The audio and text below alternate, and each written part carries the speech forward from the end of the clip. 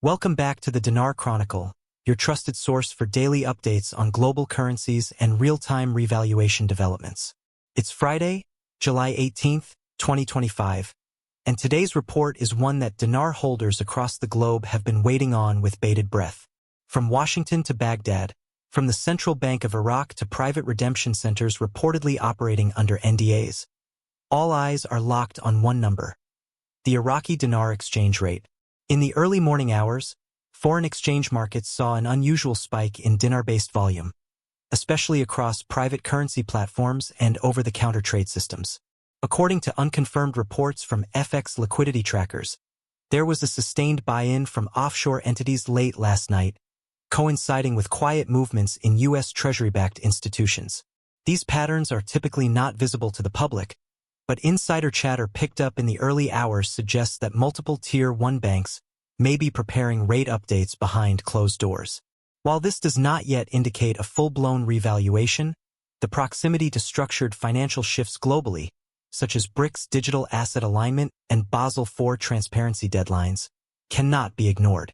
The Central Bank of Iraq's official rate remains pinned at 1,310 IQD per USD as of their last published bulletin.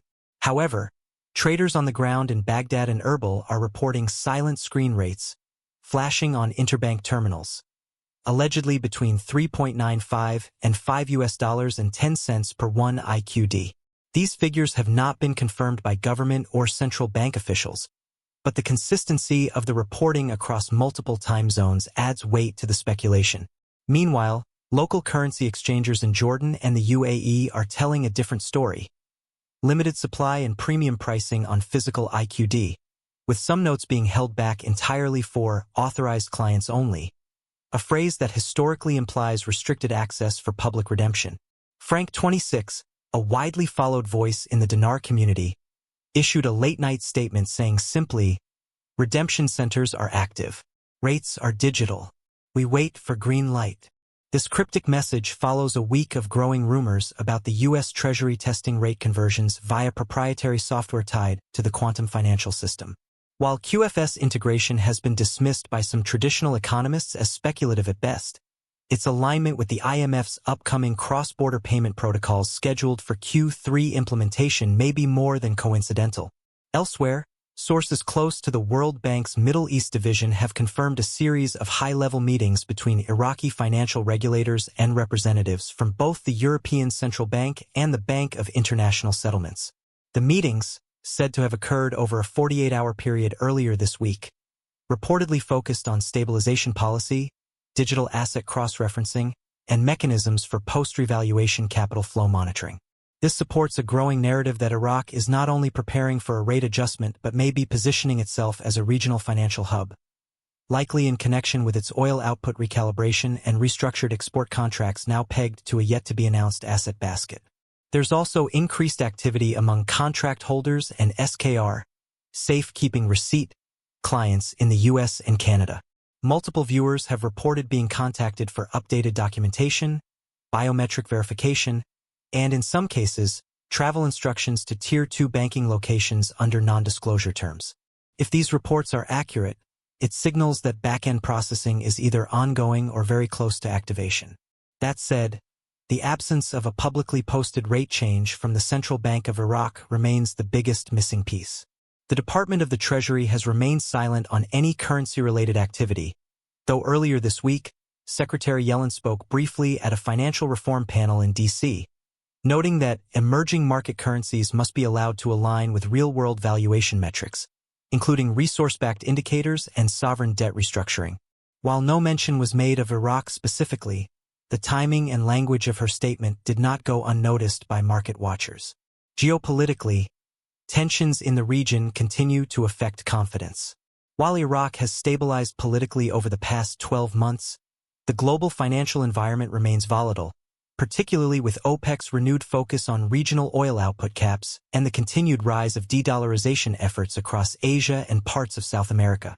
This has only added more uncertainty to the already fragile timing of any formal revaluation process. Back in Baghdad, Prime Minister al-Sudani met today with top advisors and CBI officials in a closed-door session that lasted over 3 hours. The topic of discussion was not disclosed, but Iraqi state media did confirm that a press conference is scheduled for later this evening. It is not yet clear if the Prime Minister will address currency policy directly, but the proximity of this announcement to ongoing financial chatter is worth noting. If an official revaluation were to occur, it would almost certainly be tied to a broader economic roadmap, including digital ID rollout, trade corridor alignment, and debt restructuring with global financial partners. Market analysts remain divided. Some believe we are still weeks away from any rate adjustment, citing the lack of a public IMF statement or multilateral confirmation. Others argue that the mechanics of such a move must be kept quiet until final activation to prevent market manipulation and large-scale arbitrage. Regardless of the exact timeline, what's increasingly clear is that the framework for revaluation, technologically, politically, and institutionally, is in place. In recent days, social media has seen a spike in discussion surrounding rate lock contracts and non-disclosure currency swaps. While many of these terms remain unverified and exist largely in the speculative domain, they represent the anxiety and anticipation among private holders. There is also a noticeable uptick in domain traffic to banking platforms believed to be redemption partners, including portals with two-factor authentication and QFS API integrations. A sudden shift in exchange rates would carry enormous implications not only for holders of IQD but for regional currencies as a whole. The ripple effect could influence Forex markets, inflation projections, and international loan valuations. It's also worth noting that recent World Bank projections for Iraq have quietly adjusted their GDP expectations upward, despite no formal announcement of new oil contracts or investment inflows, adding yet another layer to the growing mystery surrounding what insiders may already know. The dinar community has seen its fair share of speculation over the years, but this time feels markedly different. The volume of indirect confirmations, combined with institutional silence and technical positioning, presents a stronger case than ever before. That said, until the Central Bank of Iraq or a coordinating international body such as the IMF, BIS, or UST issues an official statement or posts an updated rate, everything remains tentative. At this moment, IQD is still trading at traditional rates through licensed dealers, though some report temporarily halted transactions, citing system refresh or rate update as the reason.